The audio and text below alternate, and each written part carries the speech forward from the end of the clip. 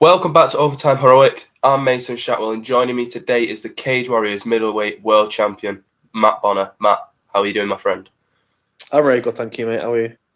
I'm doing great. Have you got used to being called the World Champ now? Yeah, I guess so. Yeah, it's not. It's nice. Yeah, I guess it's a compliment when people call me the champ and stuff. But yeah, it feels good, and like I say, I'll enjoy it for the time being anyway. Well, before we talk about fights, I believe some congratulations are in order. I know you recently got married, so a big congrats on that, mate. Oh, thank you. It was a lovely day actually. The missus is sitting right next to me now. Yeah, but no, it was a nice day. We enjoyed it. Brilliant. Well, before we talk about your fight, I wanted to ask you about your brother Dan. Obviously, he won a major fight a couple of months ago, I believe. Yeah. He missed your wedding for that, didn't he? We did, yeah. Unfortunately, it was kind of scheduled on the same day as the wedding, and my wedding was, kind of Cheshire area, and Dan was fighting in London, so there was no way he was ever gonna, even make it back for like the little meal or whatever afterwards. But it was all worth it, and he won, and he's fifth rank in the world at his weight class now, and I'm really pleased for him. And he would have, certainly done the same for me. There wasn't never any kind of bitchiness or anything from myself. I was the first one to say he should go and do it and go and follow his dreams. 100%. Well, I want to talk about your fight. How are you feeling ahead of your first defence of your world title? It's exciting. It's a strange one because I've obviously got the thing everybody in the division wants now. So it's a bit bizarre being the guy who's king of the hill. Normally you're the one climbing and trying to dethrone the champion, but it's a little bit different now. And it was a bit of an odd one with the opponent. He's a bit of a unique, has a unique fighting style and whatnot. So I'm looking forward to it. It just feels a little bit different this time. But obviously I'm defending and not trying to claim it this time out. Well, I noticed a few people said a similar thing to what I was thinking. Not too many people have heard of your opponent before, so do Mm. you think that could be an advantage for him coming into this fight? I think it's always an advantage being the underdog, honestly, and maybe not having. You go on UFC Fight Pass, and I've got about 10 fights on there. There's certainly more footage of me than there is of Milan. And I think that, well, he's not fought for 2 years, and that's a tricky one in itself because he might have done nothing for 2 years, or he might have really focused on his game and got better and added new skills to his tool set. So it's going to be a strange fight. I'm not really sure what to expect, but I'm sure I'm going to come out with a win. Well, as you've posted on your own social media, a lot of people have been calling you out. People like Mick Stanton, the guys that have fought on the American Cage Warriors show. Was that strange at first? Everyone started to call you out. I thought it was hilarious, to be honest, because none of these characters were calling out Frederick when he was the champ. When he was starching Jamie Richardson in 2 rounds or 3 rounds, or wherever it was, and knocking him out cold. None of these guys were calling out Frederick. But yeah, ever since I won it, then everyone's kind of piped up a little bit, which is funny. I do suspect they see me as someone who's quite beatable, and it's someone where they can maybe nab a chance at the Cage Warriors and then follow on to the UFC. But we'll see. It's a bit funny. All the guys have called me out. Most of the guys I've already beat. Stanton, I choked unconscious, a few years ago, even before I'd gone to Next Gen. Matt Inman, I blasted him over 3 rounds. So it's a little bit strange. Kind of these guys have already beat, trying to jump back on, but it's to be expected, and I just enjoy the whole thing. I think it's funny, and every time one of these guys posts something, always gets me a few more followers on Instagram. So that's always a bonus. Well, I wanted to talk a little bit about the Mick Stanton one because he seems like one of the main people that keeps calling you out. Obviously, his middleweight run hasn't been the best recently, and I'm sure that's the main reason why Cage Warriors didn't give him a title shot. But say if Mick can get on a string together a few good wins, would you be open for a rematch? Oh yeah, sure. I don't control who I fight. There's no kind of picking and choosing from my end. Cage Warriors come to my coach and manager, manager Paul Rimmer, and they say, "Here's the fight," and then we say yes, and that's it. There's no, they don't come to us with 3 separate names and say which one do you want to fight. Well, the fact of the matter for Mick is what you've alluded to, is he's lost 3 out of his last 4 fights. There's no kind of big crazy conspiracy that wants to keep Mick away from the belt. It's just that he's lost his last. He won his last fight, lost the 3 before, and he needs to get a little bit of a win streak before they'll give him a shot. That's it. 100%. I spoke to another middleweight contender a couple of days ago, Justin Moore, and I asked him, does he think after this fight he could get a potential title shot? And he was saying he wants to get a couple of wins under his belt, and he'd be open for a fight with you. Is that something that interests you as well? I don't know if you know too much about Justin. I have seen bits of Justin. I think Stanton will win, actually. I think he will win, Justin. From what I've seen, he's kind of got quite a heavy wrestling game, but seems to lose steam kind of, second rounds onwards, really. So I do think Mick will beat him, actually. Obviously, it's his first fight in Cage Warriors as well, and that does throw people. I know people talk about UFC jitters and stuff, and I think there's, to a certain degree, kind of Cage Warriors jitters. People know that if they do well in Cage Warriors, they will eventually move on to, the UFC level. I think that can throw people off. So I do think Mick will win that fight between Justin Moore. But I mean, if Justin Moore wins, then yeah, definitely I'll give him a pasting as well. Well, one more thing about people calling you out. The American guy, I can't remember his name, but I thought that that was quite comical as well. And your social media after that just made me laugh quite a bit.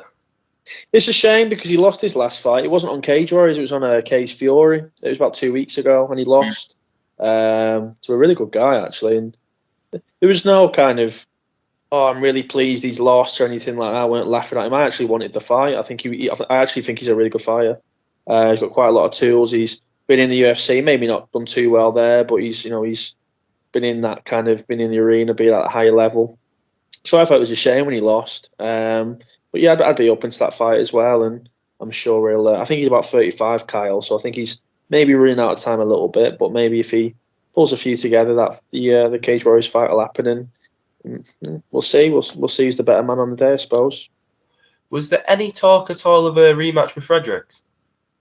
Not from my end. I don't really have much to do with it. It's Graham Boylan or Ian Dean speaks to Paul Rimmer, and I don't really get much of a look in. I just get told kind of like the notes at the end, this is the guy that we're fighting, and that's that. I don't know what Frederick's doing. I'm not sure if he's still with the organisation or not.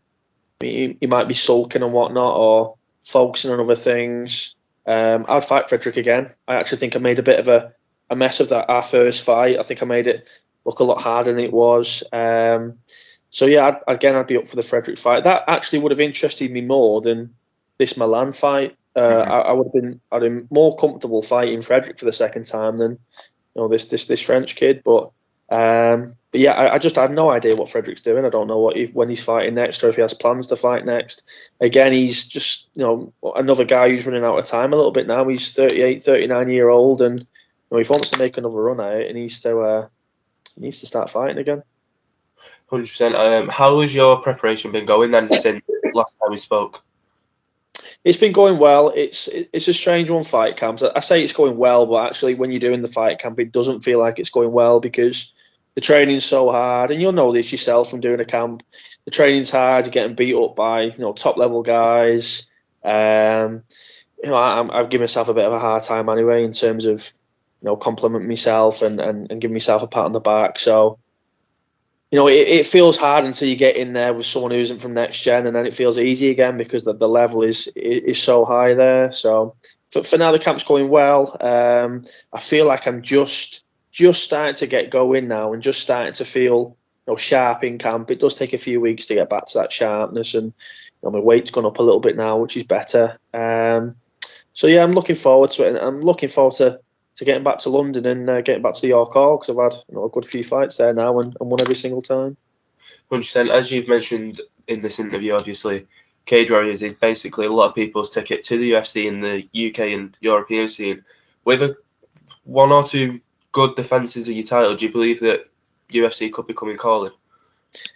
I think it'd be odd if it didn't, because if I defend it once or twice, that'd be a 6 fight win streak then. There's 2 options for me really. One is going up to the UFC, or one is still. I talked about this kind of double champion thing after the Frederick fight, and that's still for me like a massive interest. That would almost be as good as getting that contract to the UFC. I think that'd be a kind of a big legacy fight for me, something that I could kind of be remembered for, and something which I could, if I did that, I would feel like I'd accomplished something really worthwhile. So one of the two would be great. I kind of do think my record and my age is against me slightly in terms of the UFC, because these guys seem to just want to be scooping up all the younger, undefeated guys, and I'm not. Well, I don't think I'm old. I'm 31 in December, but they want the guys who are 8-0 and 10-0, and maybe not guys who are 10-6-1. But we'll see. All I'm going to do is focus on fighting and focus on winning, and whatever comes along after that, I'll kind of see and then go from there, I suppose. Obviously, the last Cage Warriors trilogy, the final trilogy as well, you had a few teammates fighting, and some of the fights didn't go their way. But I wanted to ask, how was the likes of Liam, Nathan, Adam bounce back? Are they back in the gym, going straight back at it? Yeah, they are, especially Liam. Liam's got a fight in December on FCC in Bolton, which is another really good regional show. So he's back in the gym, and he's a southpaw, so he's been helping me as well, because Milan is a southpaw. So yeah, he's back in the gym. Nathan Fletcher, he's back in. He's kind of maybe doing maybe half of what he was doing beforehand, because obviously it's a very intense process being a fight camp. Yeah. You're in the gym. Probably Nathan, he was probably in the gym 3-4 hours a day at least 5 days a week, and then on top of that he's doing his S&C. So I think he's made the decision maybe to just pull back slightly, focus more on the coaching side. He's doing a lot more one-to-ones now, and then I'm sure he'll be fighting around March time when the next Cage Warriors is announced. 100%. I wanted to ask you as well, how many times do you plan on fighting next year? Does it all depend on how often Cage Warriors are putting the shows on? I tend to fight on every single show. The only reason why I missed the October one was I was carrying just a few injuries from the Frederick fight, and the wedding was like 5 days after, I believe. So that was the only reason. But in terms of, usually I'll do maybe a card March, June, September, and then another one kind of mid-December. So I'd like to think I'd be on every single one of them. I'm quite well put together. I don't really get any bad injuries or anything like that. And if I'm not injured, I want to be training. And if I'm training, I want to be competing and defending the belt or winning a new belt, or like we've mentioned, moving on to the UFC and fighting there at some point. 100%. Obviously, you said that you don't choose who you fight, but is there anyone that you'd like to fight after this? That's a tricky one. It's a tricky one in the middleweight division, because there is no one. The only guy who I see coming up is Christian Duncan. He's very good, very tricky style, very athletic and explosive. But again, he's maybe not hugely experienced. He's only had maybe 5 pro fights. He has got quite a big amateur background, but I think Cage Warriors I have a sneaky feeling he'll be one of the kids who will end up being on UFC contenders next year. That's kind of, no one's told me that. Again, that's just like a little inkling that I have. Again, the middleweight division's tough, but I mean, welterweight, there's tons of guys. Reece McKee, he's looking good at welterweight, and obviously he's got that little bit of UFC background. Figlak and Kent Cockman are fighting, I think, on the same day or the day after me in December. So that's very interesting. So the welterweight division jumps out more than the guys in the middleweight division, because, like I say, I've kind of emptied out the division at this point. There don't really seem to be anyone. I mean, Mick, even if Mick wins the next one, he probably needs another one to fight for the belt. But we'll see. And like we've mentioned, I won't turn any names down or anything. We'll fight who they offer. 100%. I know you're going to be obviously tired from training and etc. So I appreciate your time. But just a couple more things from me. Do you have any shout out sponsors or anything you'd like to give a message? Because I know you've had a couple of new sponsors. Yeah, I've had loads of new sponsors. I'm really kind of grateful for that. The only problem is I've got so much now, I bloody forget them all, which is a good problem to have, I suppose. But if anyone wants to kind of see the sponsors, they're all over my Instagram page. The ones that jump out off the top of my head are Liberalist, like a skateboarding company. There's Gunner Venerate, who are like a house renovate company. Rain City Tattoo. I've got Taurus Cranes. 4 seasons. Well, I'm kind of got new ones. The older ones are 4 seasons and Feel Supreme and loads. That I can't kind of Pitbull, tons. I've been dead lucky with sponsors this time. Unbelievably lucky, and very grateful. Like I say, for all of them, and hopefully I'll win and make everyone proud and make everybody feel good that they've sponsored me. And last thing from me, what can we expect from yourself come fight night? I think the last kind of 4 fights have been really exciting, so I'd like to think I'll get a finish somewhere. At the last 4 fights, I've had 3 finishes. I tend to think, looking at the footage of Milan, it is probably going to be It's going to be my first 5-rounder. I don't think he's going to bring it. I think it's going to be a bit of a scrambly one. He's going to be wrestling, and I think I'm probably going to have to be kind of tracking him down the whole fight and kind of being patient and not get too frustrated. But I'd like to get a finish. I'd like to get a TKO or a knockout, or especially a TKO would make sense to me if I can track him down and beat him up. That would feel good. 100%. Well, Matt, it's been a pleasure as always, and again, thank you for your time, mate. Cheers, Mason. Thank you, buddy. Cheers, Matt. Take care, pal. See you later.